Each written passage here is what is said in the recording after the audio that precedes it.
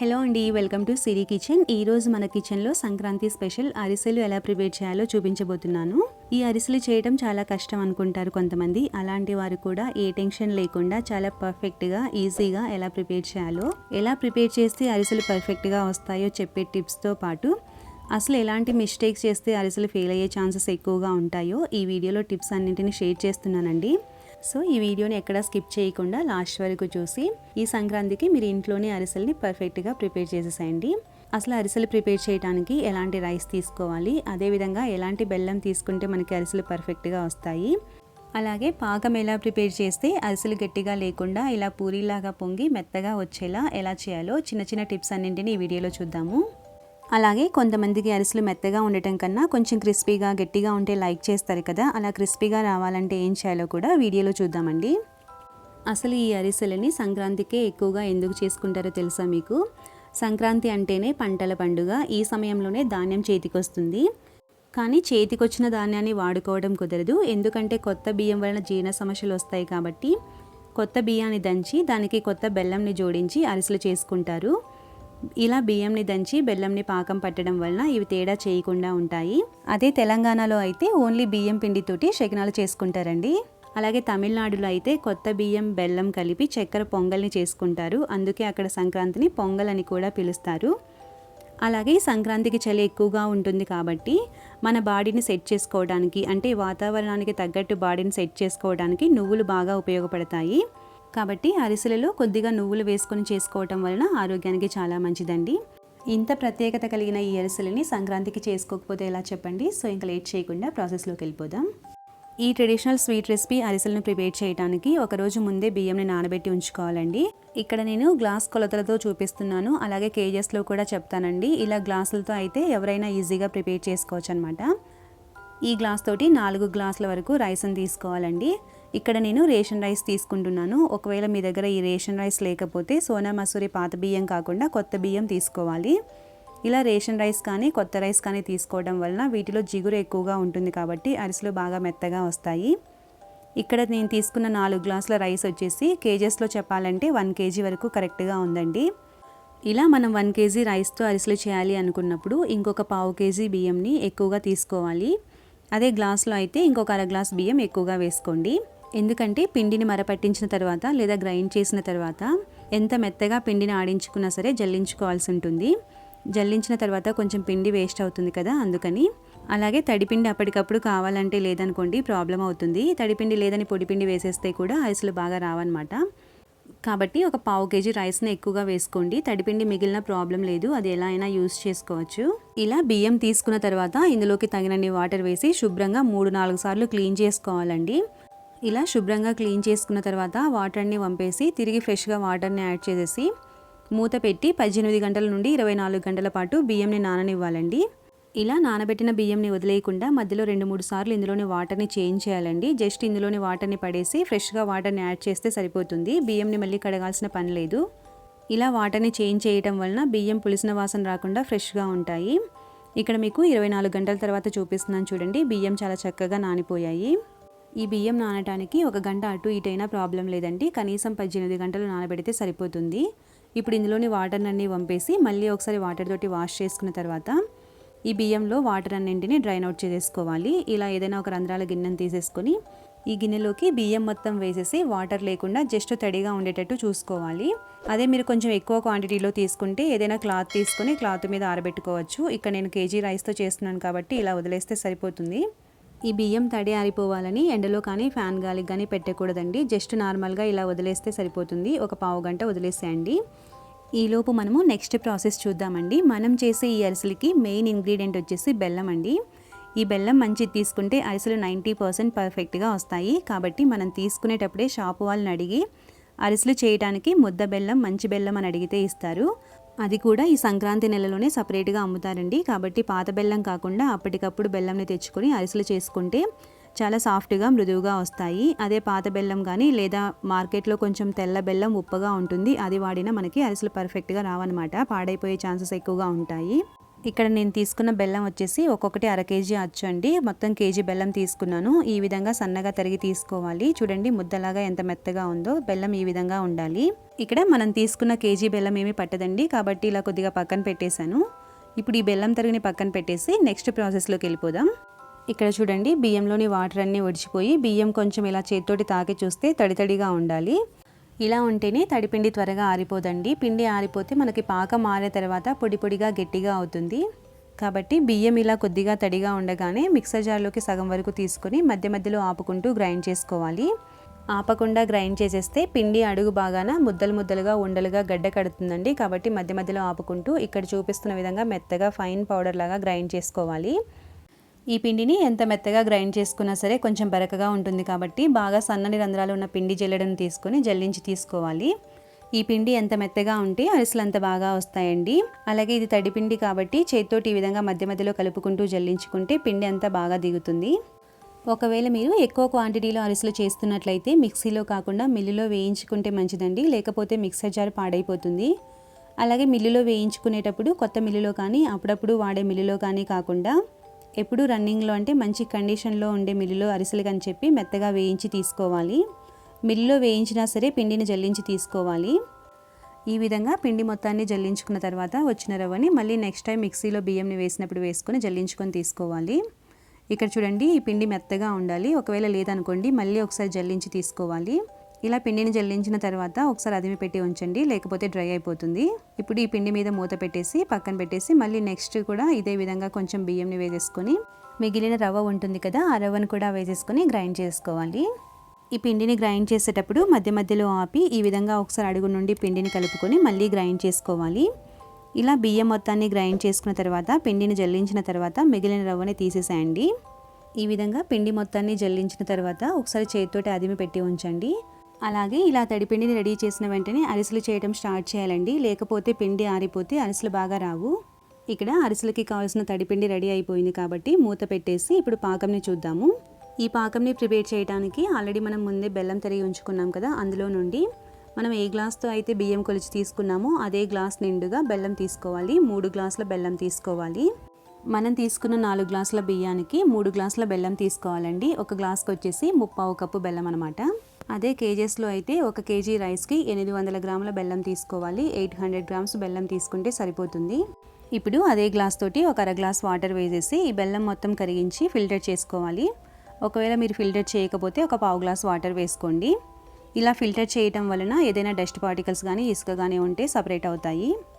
ఇప్పుడు ఫ్లేమ్ని హై ఫ్లేమ్లో పెట్టేసి ఈ విధంగా కలుపుకుంటూ ఉంటే బెల్లం త్వరగా కరిగిపోతుందండి. ఇలా కరిగిన బెల్లం వాటర్ని ఏదైనా ఒక వెడల్పాటి మందపాటి గిన్నెలోకి తీసేసుకొని ఫిల్టర్ చేసేసుకోవాలి. వెడల్పుగా ఉన్న గిన్నె అయితే బియ్యం పిండిని కలుపుకోవడానికి ఈజీగా ఉంటుంది. ఇప్పుడు ఫ్లేమ్ని హై ఫ్లేమ్లో పెట్టేసి పాకం దగ్గరగా అయ్యేంత వరకు ఉడికించుకోవాలి. వన్స్ పాకం దగ్గర పడుతున్నప్పుడు ఇలా థిక్గా అవుతున్నప్పుడు ఫ్లేమ్ని మీడియం ఫ్లేమ్కి అడ్జస్ట్ చేసుకొని పాకంని మధ్య మధ్యలో చెక్ చేసుకుంటూ ఉండాలి. ఇప్పుడు ఒకసారి పాకంని చెక్ చేసుకుందామండి. ప్లేట్లోకి కొద్దిగా వాటర్ని తీసుకొని ఈ విధంగా పాకం వేసుకోవాలి. ఇలా ప్లేట్లోకి పాకం వేసిన వెంటనే అక్కడే ఉంటే మనకి పాకం వచ్చినట్టు, కానీ ఇక్కడ కొంచెం స్ప్రెడ్ అవుతుంది కదా, ఇది లేత తీగ పాకం అనమాట. ఈ పాకంని చేతిలోకి తీసుకొని చూస్తే ఉండలాగా ఫామ్ అవ్వాలి, కానీ ఇక్కడ అవ్వట్లేదు కదండి. అంటే ఇంకొక 2-3 నిమిషాలు టైం పడుతుంది. మనకి అరిసెలకి కావాల్సింది లేత ఉండపాకం కావాలి. ఇలా పాకం వచ్చే ముందు ఇందులోకి 1 టీ స్పూన్ నెయ్యి వేసుకొని ఒకసారి అంతా బాగా కలుపుకోండి. పాకం వచ్చిన తర్వాత నెయ్యి వేసేస్తే పాకం పలుచగా అవుతుంది, కాబట్టి ముందే వేసేసుకొని ఇలా ఒకసారి అంతా బాగా కలుపుకున్న తర్వాత మళ్ళీ ఒకసారి పాకంని చెక్ చేసుకుందాము. పాకం సరిగ్గా రాకుండా ముందే పిండిని కలిపేస్తే అరిసెలు ఆయిల్లో వేసినప్పుడు విరిగిపోతాయండి. కాబట్టి కరెక్ట్గా లేత ఉండ పాకం వచ్చాక పిండిని కలుపుకోవాలి. ఇక్కడ చూడండి పాకం కొంచెం థిక్గా అయింది కదా, ఇప్పుడు చెక్ చేద్దాము. పాకం చెక్ చేసేటప్పుడు ఎప్పుడైనా సరే లో ఫ్లేమ్లో పెట్టుకొని పాకం చెక్ చేసుకోవాలి. ఇలా వాటర్లో వేసిన వెంటనే చూడండి పాకం స్ప్రెడ్ అవ్వకుండా అక్కడే ఉండిపోయింది కదా. ఇప్పుడు ఈ పాకంని పట్టుకొని చూస్తే సాఫ్ట్గా మెత్తగా ఉండలాగా అవ్వాలి. మనం ఎలా ఫోల్డ్ చేస్తే అలా ఫోల్డ్ అవ్వాలి. వెంటనే అవ్వదు. ఒక 30 సెకండ్లకి అంటే ఒక అర నిమిషం తర్వాత ఈ విధంగా ఇలా జెల్లీలాగా మెత్తగా ఉంటుంది. పాకం ఈ విధంగా మెత్తగా ఉంటే అరిసెలు కూడా బాగా మెత్తగా వస్తాయండి. అలా కాకుండా కొంతమందికి అరిసెలు కొంచెం క్రిస్పీగా కరకరలాడుతూ ఉంటే ఇష్టం కదా, అలాంటి వాళ్ళు ఇంకొక 2-3 నిమిషాల పాటు ఈ పాకంని ఉడికించుకోవాలి. అలా అయితే అరిసెలు కొంచెం క్రిస్పీగా వస్తాయి. ఇప్పుడు ఫ్లేమ్ని ఆఫ్ చేసి ఇందులోకి 1 టీ స్పూన్ ఇలాచీ పౌడర్ వేసుకోండి. మీకు ఇష్టమైతే వేసుకోండి, లేకపోతే స్కిప్ చేసేసేయండి. ఇక్కడ నేనైతే వేయట్లేదు. ఇప్పుడు పాకంలోకి బియ్యం పిండిని వేద్దామండి. బియ్యం పిండిని కొంచెం అదిమి పెట్టాం కాబట్టి గడ్డలాగా ఉంటుంది. ఈ విధంగా కొంచెం చేతితోటి నలిపిన తర్వాత పాకంలోకి వేసేసుకోవాలి. ఈ పిండి వేసేటప్పుడు కూడా చేతితోటి ఈ విధంగా కొంచెం చిలకరించినట్టు వేసుకోవాలండి. మీరు ఫస్ట్ టైం చేస్తున్నట్లయితే కొంచెం తక్కువ క్వాంటిటీతో చేసుకోవాలి, లేదా ఇంకొకరి హెల్ప్ అయినా తీసుకోవాలి. పాకం చల్లారక ముందే బియ్యం పిండిని యాడ్ చేసుకోవాలి. మొత్తం ఒకేసారి వేయకుండా కొద్ది కొద్దిగా వేస్తూ ఫాస్ట్గా కలుపుకోవాలి. మనం తీసుకున్న బెల్లం క్వాలిటీని బట్టి బియ్యం పిండి కొంచెం ఎక్కువ కొంచెం తక్కువగా పడుతుంది. కాబట్టి మొత్తం ఒకేసారి వేయకుండా ఈ విధంగా కంటిన్యూస్గా కలుపుకుంటూ కొంచెం కొంచెం యాడ్ చేసుకుంటూ కలుపుకోండి. పిండి ఎంత పడుతుంది అంటే మనకి అప్పుడే అర్థం అవుతుందండి. ఇలా గరిటె కొంచెం తిరగడం కష్టం అవుతుంది. ఆ టైం వరకు పిండిని యాడ్ చేసుకుంటూ కలుపుకోవాలి. ఇలా పిండి కలిపేటప్పుడు కొంచెం టైట్గా ఉండి కలపడం కష్టం అవుతుంది అనుకున్నప్పుడు పిండి వేయటం ఆపేసి ఒక 2-3 నిమిషాల పాటు బాగా కలిపేసేయండి. ఇందులో ఏదైనా గడ్డలు ఉన్నా పిండి పొడి పొడిగా ఉన్నా మొత్తం కలిసిపోయేటట్టు కలపాలి. ఇక్కడ మీకు పర్ఫెక్ట్ కన్సిస్టెన్సీ చూపిస్తున్నాను చూడండి. పాకం ఎలా ఉండాలి అంటే మనం గరిటెతోటి తీసుకుంటే ఇలా కిందకి అన్నప్పుడు ఆగి ఆగి పాకం కిందకి పడాలి. పాకంని ఈ కన్సిస్టెన్సీలో ప్రిపేర్ చేసుకుంటే అరిసెలు అసలు ఫెయిల్ అయ్యే ఛాన్సెసే ఉండవండి, పర్ఫెక్ట్గా వస్తాయి. అలాగే పిండిలో ఎక్కడా కూడా ఉండలు కానీ గడ్డలు కానీ లేకుండా చూసుకోవాలి. ఎక్కడైనా ఉండల్లాగా ఉంటే మనం అరిసెని ఫ్రై చేసేటప్పుడు అరిసెకి మధ్యలో రంధ్రం పడుతుంది. కాబట్టి పిండిని ఒక 2-3 నిమిషాల పాటు బాగా కలుపుకోవాలి. పిండి కన్సిస్టెన్సీ ఇంకా మీకు డౌట్గా అనిపిస్తే చేతికి నెయ్యిని కానీ ఆయిల్ని కానీ అప్లై చేసుకొని ఈ విధంగా కొంచెం పిండిని చేతిలోకి తీసుకొని చెక్ చేసుకోవాలి. పిండి మరీ లూజ్గా ఉండకూడదు, అలాగని గట్టిగా ఉండకూడదు. ఇక్కడ చూపిస్తున్న విధంగా ఇలా మీడియం సాఫ్ట్గా ఉండాలి. ఈ పాకం చల్లారిన తర్వాత కొద్దిగా గట్టి పడుతుందండి. అప్పుడు మనకి అరిసెలు వేసుకోవడానికి కరెక్ట్గా సరిపోతుంది. ఇప్పుడు పైన ఒక 2 టీ స్పూన్ల నెయ్యిని వేసేసి అంతా ఈవెన్గా స్ప్రెడ్ చేయాలి. ఇలా నెయ్యిని వేయటం వలన పిండి లాస్ట్ వరకు కూడా మనకి పొడి పొడిగా గట్టిగా అవ్వకుండా ఉంటుంది. అలాగే ఇలా ప్రిపేర్ చేసుకున్న ఈ పాకంని బాగా చల్లారిన తర్వాత ఒక ఎయిటెడ్ బాక్స్లోకి తీసుకొని ఫ్రిడ్జ్లో స్టోర్ చేసామంటే నెల రోజుల వరకు ఎప్పుడు కావాలంటే అప్పుడు అరిసెల్ని ప్రిపేర్ చేసుకోవచ్చండి. ఇప్పుడు అరిసెలు చేసుకోవడానికి చలిమిడి రెడీగా ఉంది. మూత పెట్టేసి ఒక 10 నిమిషాల పాటు పక్కన పెట్టేసేయండి. మనం తీసుకున్న బియ్యం పిండి మొత్తం ఈ పాకంలోకి పట్టలేదండి. ఇక్కడ కొంచెం పిండి మిగిలింది కదా, ఈ పిండిని దోసల పిండిని మిక్సీలో వేసేటప్పుడు మొత్తం ఒకేసారి కాకుండా కొద్ది కొద్దిగా అప్పుడప్పుడు యూస్ చేసుకోవచ్చు, లేదా ఎండలో ఎండబెట్టుకొని మనం పొడి పిండిగా కూడా యూస్ చేసుకోవచ్చు. ఇప్పుడు పిండిని చూద్దామండి. ఒక పావు గంట తర్వాత అంటే కొద్దిగా చల్లారిన తర్వాత పిండి కన్సిస్టెన్సీ ఈ విధంగా ఉంటుంది. ఈ పిండిని కొంచెం చేతిలోకి తీసుకొని మనం ఎలా ఫోల్డ్ చేస్తే ఆ విధంగా బెండ్ అవుతూ ఉండాలి. అంటే అరిసె ఒత్తుకోవడానికి ఈజీగా స్మూత్గా ఉండాలి. ఇక్కడ చూపిస్తున్నాను చూడండి. ఈ విధంగా ఉంటే మనకి అరిసెలు వేసుకోవడానికి ఈజీగా ఉంటుంది. ఇలా కాకుండా ఒకవేళ మీకు పొరపాటున పిండి ఎక్కువైతే కొంచెం గట్టిగా ఉందనుకోండి, అంటే అరిసె ఒత్తుకోవడానికి గట్టిగా ఉన్నట్టుంటే అప్పుడు కొంచెం మళ్ళీ పాకం ప్రిపేర్ చేసుకొని వేసుకొని కలుపుకోవాలి. పాకంని ప్రిపేర్ చేసుకోవడానికి ఒక అరకప్పు బెల్లంలో కొద్దిగా వాటర్ని వేసి లేత ఉండపాకం వచ్చేంత వరకు ఉడికించుకున్న తర్వాత ఆ పాకంని ఇందులో కొద్ది కొద్దిగా వేసుకుంటూ కలుపుకుంటే కూడా మనకి పిండి కొంచెం లూజ్ అయ్యి అరిసెలు వేసుకోవడానికి బాగుంటుంది. అలా కాకుండా కొంచెం పావు లీటర్ పాలలో 2 టీ స్పూన్ల పంచదారను వేసుకొని పాలని బాగా మరిగించుకున్న తర్వాత వేడి పాలను వేసుకొని కలుపుకున్నా కూడా కొంచెం పిండి లూజ్గా అవుతుంది. అప్పుడు కూడా అరిసెలు చేసుకోవచ్చు, అలా కూడా బాగుంటుంది. అలాగే బియ్యం నానబెట్టేటప్పుడు కొద్దిగా బియ్యం ఎక్కువగా వేసుకొని తడిపిండిని చేసుకున్నామంటే ఎటువంటి ప్రాబ్లం ఉండదు. ఇక్కడ మనకు కరెక్ట్ కన్సిస్టెన్సీ వచ్చింది కాబట్టి 1-2 వాయిలకు సరిపడా పిండిని ఒక ప్లేట్లోకి తీసేసుకొని మిగతా పిండిని మూత పెట్టేసేయండి. పిండి ఆరిపోకుండా ఉంటుంది. అలాగే ఇక్కడ మీరు పిండి కన్సిస్టెన్సీని అబ్జర్వ్ చేస్తే ఏంటంటే మనం ఫస్ట్ చేసిన పిండి ముద్ద చూడండి కొంచెం స్ప్రెడ్ అయినట్టు పాకినట్టు ఉంది కదా. పిండి ఈ విధంగా ఉందనుకోండి, మనకి ఫస్ట్ అరిసె నుండి లాస్ట్ అరిసె వరకు కూడా చాలా బాగా వస్తాయి. ఈ విధంగా మనకి కావాల్సిన సైజులో ఉండల్ని చేసుకున్న తర్వాత ఇప్పుడు ఏదైనా ఒక పాలిథిన్ కవర్ కానీ, లేదా ఇలా ఆయిల్ ప్యాకెట్ కవర్ కానీ, లేదా బటర్ పేపర్ కానీ, లేదా అరిటాకు కానీ ఇలా ఏదో ఒకటి తీసుకొని దానిపైన కొంచెం ఆయిల్ని అప్లై చేసి పిండి ముద్దను తీసుకొని ఈ విధంగా అరిసెలాగా ప్రెస్ చేసుకోవాలి. అవసరమైతే మధ్య మధ్యలో చేతికి ఆయిల్ని కానీ నెయ్యిని కానీ అప్లై చేసుకుంటూ మరీ మందంగా కాకుండా మరీ పలుచగా కాకుండా ఇక్కడ చూపిస్తున్న విధంగా మీడియం థిక్నెస్లో ఉండేటట్టు చేసుకోండి. మరీ మందంగా చేసుకుంటే ఏంటంటే పైన వేగినట్టు ఉంటాయి కానీ లోపల పచ్చిగా ఉంటుంది. అలాగని పలుచగా చేశారనుకోండి అవి కొంచెం ఆరిన తర్వాత గట్టిగా ఉంటాయి, అంటే తినేటప్పుడు కొంచెం గట్టిగా అనిపిస్తాయి. కాబట్టి ఇక్కడ చూపిస్తున్న విధంగా మీడియం థిక్నెస్లో ఉండేటట్టు చేసుకోవాలి. అలాగే నువ్వులతో చేసిన అరిసెలు కూడా చాలా బాగుంటాయండి. ఈ విధంగా ఒక కప్లోకి నువ్వుల్ని తీసేసుకొని పిండి ముద్దకి నువ్వుల్ని బాగా పట్టించిన తర్వాత పిండి ముద్దని అరిసెలాగా ప్రెస్ చేసుకోవాలి. ఇలా కాకుండా మీరు మొత్తం నువ్వులతోటి అరిసెలు చేసుకోవాలి అనుకుంటే పాకం వచ్చిన తర్వాత పాకంలో నువ్వులని వేసేసి కలిపేసుకుంటే సరిపోతుంది. ఇలా నువ్వుల అరిసెలు చేసేటప్పుడు ఏంటంటే నువ్వులు ఆయిల్లో విడిపోకుండా ఉండటానికి నువ్వులలో 1 టీ స్పూన్ పాలు కానీ పెరుగు కానీ మిక్స్ చేసి బాగా కలిపిన తర్వాత ఇలా పిండి ముద్దకి పట్టించి అరిసెలాగా చేసి ఫ్రై చేసుకోవచ్చు. అవి కూడా చాలా బాగుంటాయి. కానీ ఇలా చేస్తే ఏంటంటే పైన నువ్వులు బాగా వేగి క్రిస్పీగా ఉండి చాలా టేస్టీగా ఉంటాయి. అలా అయితే కొంచెం మెత్తగా ఉంటాయి. ఈ విధంగా ఒక 4-5 అరిసెలు చేసిన తర్వాత వీటిని డీప్ ఫ్రై చేసుకోవాలి. నెక్స్ట్ వచ్చేసి ప్యాన్లోకి డీప్ ఫ్రైకి సరిపడా ఆయిల్ వేసి బాగా హీట్ చేయాలి. ఆయిల్ హీట్ అయిందా లేదా అని తెలుసుకోవడానికి, అలాగే మనం ప్రిపేర్ చేసిన పాకం పర్ఫెక్ట్గా ఉందా లేదా అని తెలుసుకోవడానికి కొద్దిగా అరిసెల పిండిని తీసుకొని ఇలా అరిసెలాగా చేసి వేయాలి. అది ఆయిల్లో బాగా ఫ్రై అయ్యి ఇలా పొంగుతూ వచ్చింది అంటే మనం చేసిన పాకం పర్ఫెక్ట్గా ఉన్నట్టు, అంటే కరెక్ట్గా ఉందని అర్థము. అలాగే ఆయిల్ కూడా బాగా హీట్ అయిందని అర్థము. చూడండి చాలా చక్కగా పొంగుతూ వచ్చింది కదా. మనకి మిగతా అరిసెలన్నీ ఇదే విధంగా వస్తాయండి. ఆయిల్ బాగా హీట్ అయిన తర్వాత ఫ్లేమ్ని మీడియం ఫ్లేమ్కి అడ్జస్ట్ చేసుకుని అరిసెలు వేసుకోవాలి. అరిసె ఈ విధంగా బాగా ఫ్రై అవుతున్నప్పుడు పైన వేడి నూనెను పోస్తూ ఫ్రై చేసుకోవాలండి. అప్పుడు ఈవెన్గా ఫ్రై అవుతుంది. అలాగే మొత్తం బాగా పొంగుతుందనమాట. మీడియం ఫ్లేమ్లోనే అరిసెలను ఫ్రై చేసుకోవాలండి. హై ఫ్లేమ్లో పెట్టేస్తే తొందరగా వేగినట్టు ఉంటుంది కానీ లోపల పచ్చిగా ఉంటుంది. అలాగే లో ఫ్లేమ్లో పెట్టేస్తే ఆయిల్ ఎక్కువగా లాగేస్తాయి. కాబట్టి మీడియం ఫ్లేమ్లో ఈ విధంగా చక్కగా పొంగేంతవరకు రెండు వైపులా గోల్డెన్ బ్రౌన్ కలర్ వచ్చేంతవరకు వేయించుకోవాలి. ఆయిల్లో ఉన్నప్పుడే మరీ ఎర్రగా వేయించారనుకోండి అవి ఆరిన తర్వాత కొంచెం గట్టిగా అవుతాయి. కాబట్టి ఈ కలర్ వచ్చిన తర్వాత తీసేసేయండి. ఈ విధంగా అరిసె బాగా ఫ్రై అయిన తర్వాత ఎక్స్ట్రా ఆయిల్ని మొత్తం తీసేసేయాలి. ఈ విధంగా ఎక్సెస్ ఆయిల్ మొత్తం తీసేసిన తర్వాత ఏదైనా టిష్యూ పేపర్ ఉన్న ప్లేట్లోకి తీసేసుకుంటే ఎక్స్ట్రా ఆయిల్ ఏదైనా ఉంటే అబ్జర్వ్ చేసేసుకుంటుంది. అలాగే ఈ అరిసెలు ఫ్రై చేయడానికి ఏదైనా సన్ఫ్లవర్ ఆయిల్ కానీ లేదా ఏదైనా రిఫైన్డ్ ఆయిల్ కానీ తీసుకోవాలి.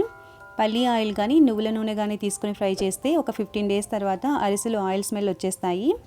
కాబట్టి ఏదైనా రిఫైన్డ్ ఆయిల్ తీసుకుంటే మంచిది.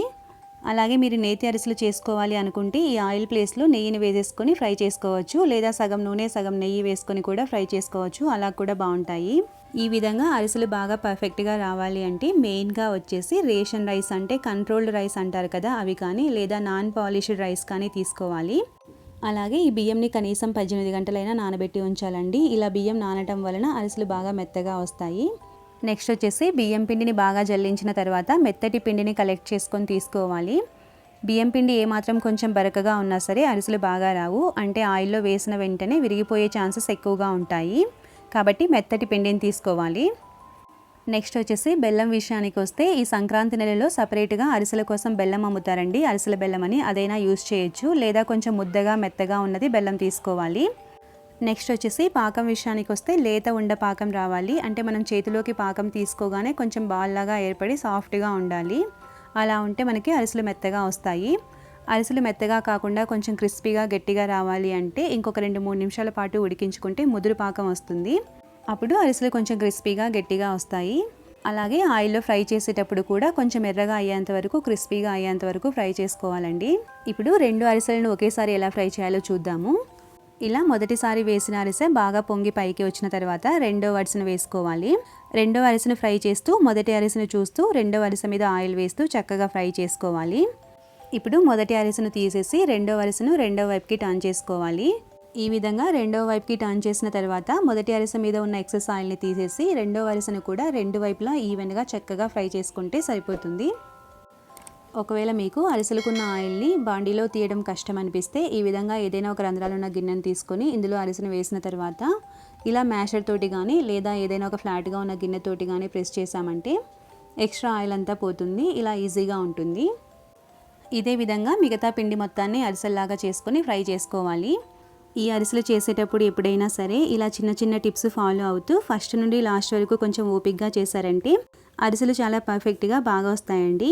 అంటే గట్టిగా లేకుండా, మధ్యలో రంధ్రాలు లేకుండా, ఆయిల్లో వేసిన వెంటనే విడిపోకుండా, ఇలా ఏ డిఫెక్ట్స్ లేకుండా చాలా చక్కగా వస్తాయి. ఇలా ప్రిపేర్ చేసిన ఈ అరిసెలను ఏదైనా ఒక ఎయిర్టైట్ బాక్స్లో కానీ లేదా స్టీల్ బాక్స్లో కానీ అడుగున టిష్యూ పేపర్ వేసి స్టోర్ చేసామంటే 20 రోజుల నుండి 25 రోజుల వరకు చాలా ఫ్రెష్గా ఉంటాయి. అంతే అండి, ఎంతో టేస్టీగా ఉండే ట్రెడిషనల్ స్వీట్ రెసిపీ అరిసెలు రెడీ అయిపోయాయి. వీటిని రాయలసీమలో అత్రాసులని కూడా అంటారు. ఈ వీడియో మీకు యూజ్ అవుతుందని అనుకుంటున్నాను. ఈ వీడియో మీకు నచ్చినట్లయితే తప్పకుండా లైక్ చేసి, షేర్ చేసి, కామెంట్ చేయండి. ఇలాంటి మరిన్ని టేస్టీ అండ్ ట్రెడిషనల్ రెసిపీస్ కోసం మన ఛానల్ని సబ్స్క్రైబ్ చేసుకొని పక్కనే ఉన్న బెల్ ఐకాన్ని క్లిక్ చేయండి. Thanks for watching.